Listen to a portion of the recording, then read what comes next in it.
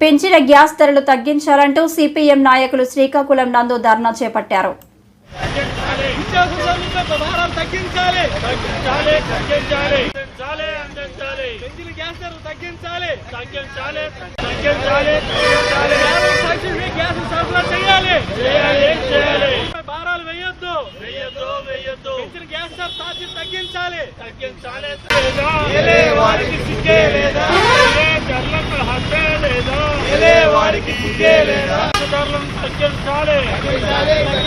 పేద ప్రజలకు సబ్సిడీపై గ్యాసులు సరఫరా చేయాలి. ప్రభుత్వం మండవైఖరి నశించాలి. భారాలు వేయొద్దు. వారికి సిగ్గే లేదా? మంగళవారం నుండి వెంటనే గ్యాస్ ధరలు 14 కేజీల దిమ్మ మీద 50 రూపాయలు పెంచుతూ కేంద్ర ప్రభుత్వం నిర్ణయం తీసుకొని నిన్నటి నుంచే వెంటనే అమల్లోనికి వస్తుందని చెప్పడం అనేది జరిగింది. దీన్ని సిపిఎం పార్టీ చాలా తీవ్రంగా వ్యతిరేకిస్తూ ఉన్నాం.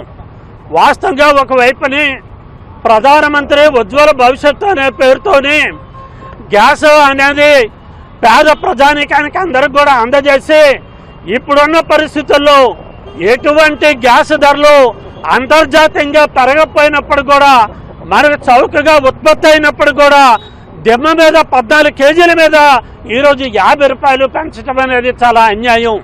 ఈరోజు మనం అడుగుతూ ఉన్నాం, ఈరోజు ప్రధానమంత్రి గారు మీరు ప్రజలకందరూ కూడా నిత్యావసర వస్తువులు ధరలు తగ్గిస్తామని మీరు హామీ ఇచ్చారు. కానీ ఈరోజు సామాన్య ప్రజానీకం కూడా వాడే ఈ 14 కేజీల గ్యాస్ మీద 50 రూపాయలు పెంచడం అనేది చాలా అన్యాయం. దీన్ని పునఃపరిశీలించాలని చెప్పేసి సిపిఎం పార్టీ నుండి డిమాండ్ చేస్తా ఉన్నాం. ఒక లెక్క ప్రకారం చూస్తే ఈ ఒక్క శ్రీకాకుళం జిల్లాలోనే ఒక సంవత్సరానికి 24 కోట్ల రూపాయలు ఈ రూపాన మనకి కేంద్ర ప్రభుత్వం తీసుకుంటా ఉంది. మరి ఈ రాష్ట్ర ప్రభుత్వం కానీ ఈ కేంద్ర ప్రభుత్వం కానీ 24 కోట్ల రూపాయలు ఏ బడ్జెట్లో కూడా ఈ జిల్లాకి కేటాయించిన పరిస్థితి లేదు. అలాంటిదే ఒక్క గ్యాస్ మీదే ఈ 50 రూపాయల పెంపుదల మీదే ఒక సంవత్సరానికి 24 కోట్ల రూపాయలు శ్రీకాకుళం నుండి తీసుకెళ్లిపోతా ఉన్నారు. దీన్ని తీవ్రంగా వ్యతిరేకిస్తా ఉన్నాం. ఆ విధంగా డీజిల్ పెరిగింది, పెట్రోల్ పెరిగింది, ప్రజల తాలూకా పని తగ్గింది. ఈరోజు ఉపాధి హామీ పథకం పని ఈరోజు పూర్తిగా ఇవ్వటం లేదు. ఆ బకాయిలు ఉన్నాయి. అందుకోసం ప్రజల కొనుగోలు శక్తి పెరగలేదని చెప్పేసి ఆర్థికవేత్తలు చెబుతూ ఉన్నారు.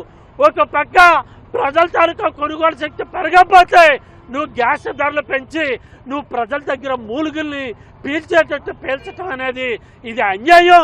నువ్వు పేదల పొట్టలు కొట్టి కార్పొరేట్లకి ఇవ్వటం అనేది సిపిఎం పార్టీ తీవ్రంగా వ్యతిరేకిస్తా ఉన్నాం. దీన్ని ఉపసంహరించుకోకపోతే పెద్ద ఎత్తున భవిష్యత్తులో కూడా పోరాటాలు చేస్తామని చెప్పేసి మీ ద్వారా తెలియజేస్తా ఉన్నాం.